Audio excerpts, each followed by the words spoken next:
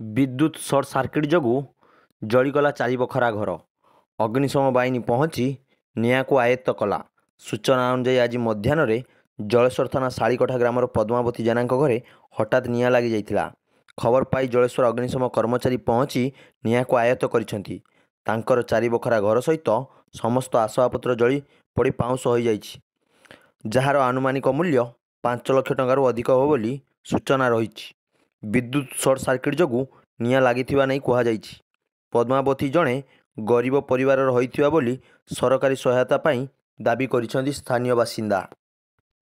विद्युत short circuit जोगु जलीगला चारि बखरा घर। अग्निशम बाहिनी पहुंची निया को आयत्त कला।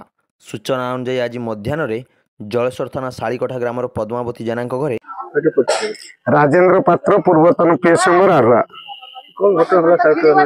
शालीकठा ये स्वर्गत जयचंद्र जेना स्त्री हूँ पद्मावती जेना।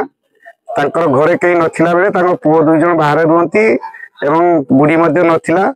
से समय 11टा प्राय 5-10 कंत्रे हम हठात इलेक्ट्रिक गोटे सर्ट सर्किट है घरटे निया लगिगला। आम गाँ लोक सब दौड़ी आसिले। गाँ लोक आसी मत आयत्त न करी दमकल को आम कहले दमकल आसी बर्तमान सुधा निया लेबुची, किंतु तार 4 बखरा घरटा संपूर्ण भाव में जली जाइए एवं बहुत टंकार जिनपतर क्षयक्षति घटी। तेणु मु सरकार निवेदन करी निसहाय गरीब लोक तार जमीबाड़ी आदू ना बाहर रुहती पिला आदू गोटे घुंट भी जमी ना, तेणु ताको साहाय्य करी ताको थैथान करदेले मु भावुची आम गाँ लोक बहुत खुशी है।